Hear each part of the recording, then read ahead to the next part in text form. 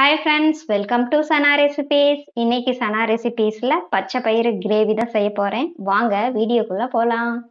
வீடியோக்குள்ள போறதுக்கு முன்னாடி Sana ரெசிபியை நீங்க ஃபர்ஸ்ட் டைம் பார்க்கறதா இருந்தா Sana ரெசிபியை சப்ஸ்கிரைப் பண்ணிக்கோங்க. வாங்க வீடியோக்குள்ள போலாம். ஒரு கப் பச்சை பயிரை நைட்டே ஊற வச்சு எடுத்து வச்சிருக்கேன். இப்போ மசாலா ரெடி பண்ணிக்கலாம். இப்போ மிக்ஸி ஜாரில் 2 பெரிய வெங்காயத்தை நீள்வாக்கில் நறுக்கி வச்சிருக்கேன், அதை ஆட் பண்ணிக்கலாம். ஒரு 10 பூண்டு, ஒரு 10 கேஷ்யூ நட் ஆட் பண்ணிக்கலாம். கேஷ்யூ நட் வந்து ஆப்ஷனல் தான். பொடியாக நறுக்குன ஒரு துண்டு இஞ்சி ஆட் பண்ணிக்கலாம்.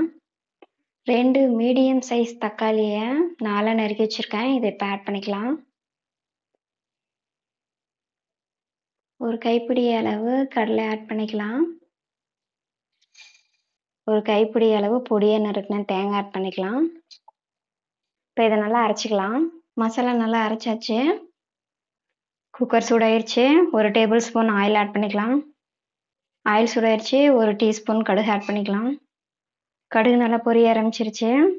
இருக்குண்ணா பெரிய வெங்காயத்தை ஆட் பண்ணிக்கலாம்.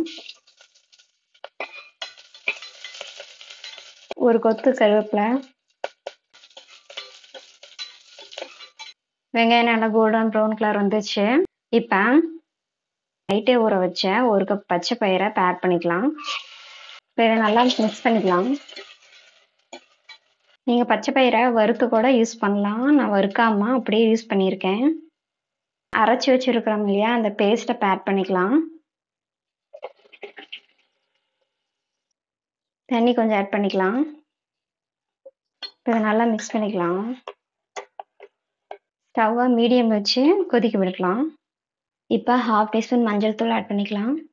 நான் வீட்லேயே அரைச்ச மல்லித்தூள் ஆட் பண்ணிக்கிறேன். 1 டேபிள் ஸ்பூன் மல்லித்தூள் ஆட் பண்ணிக்கலாம். வீட்லேயே அரைச்ச குழம்பு மிளகாத்தூள் தான் ஆட் பண்ணிக்க போகிறேன். குழம்பு மிளகாத்தூள் வந்து 1/2 டேபிள் ஸ்பூன் குழம்பு மிளகாத்தூள் ஆட் பண்ணிக்க போகிறேன். 1/4 டீஸ்பூன் கரம் மசாலா. இப்போ இதை நல்லா மிக்ஸ் பண்ணிக்கலாம். ஆயில் ஆட் பண்ணிக்கலாம். கொஞ்சமாக தண்ணி ஆட் பண்ணிக்கலாம். ஏன்னா மசாலா வந்து ரொம்ப கெட்டியாக இருக்குது. நம்ம விசில் வச்சோம்னா கீழெல்லாம் அடி பிடிச்சிரும். அதெல்லாம் கொஞ்சம் தண்ணி ஆட் பண்ணி கொஞ்சம் கெட்டி இல்லாமல் வச்சுக்கலாம். இப்போ குக்கரை க்ளோஸ் பண்ணிடலாம். இப்போ மீடியமில் வச்சுருக்கேன். 2 விசில் வந்தோம்னா ஸ்டவ் ஆஃப் பண்ணிடலாம். அப்போ பச்சை பயிறு நல்லா வெந்திருக்கும். பச்சை பயிறு நைட்டே ஊற வச்சதுனால 2 விசிலுக்கே பச்சை பயிறு நல்லா வெந்துடும். 2 விசில் வந்துச்சு. ஸ்டவ் ஆஃப் பண்ணிடலாம். அடங்கினோன்னா குக்கர் ஓப்பன் பண்ணி பார்க்கலாம். ப்ரெஷர் நல்லா குறைஞ்சிருச்சு. இப்போ குக்கர் ஓப்பன் பண்ணி பார்க்கலாம். பாருங்க, குழம்பு நல்லா வெந்துருச்சு. எண்ணெய் நல்லா பிரிஞ்சு வந்துருச்சு.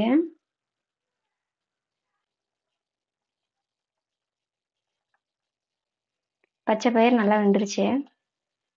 இப்போ ஸ்டவ்வை சிம்மில் வச்சுட்டு குழம்புக்கு தேவையான சால்ட் ஆட் பண்ணிக்கலாம். 1 டீஸ்பூன் சால்ட் ஆட் பண்ணிக்கிறேன். இப்போ ஸ்டவ் ஆஃப் பண்ணிக்கலாம். இப்போ கடைசியாக கொத்தமல்லி தழை ஆட் பண்ணிக்கலாம். இப்போ ஸ்டவ் ஆஃப் பண்ணிக்கலாம். அவ்வளோதான் ஃப்ரெண்ட்ஸ், பச்சை பயிறு கிரேவி ரெடி ஆயிடுச்சு. இந்த ரெசிபியை நீங்கள் கண்டிப்பாக ட்ரை பண்ணி பாருங்கள்.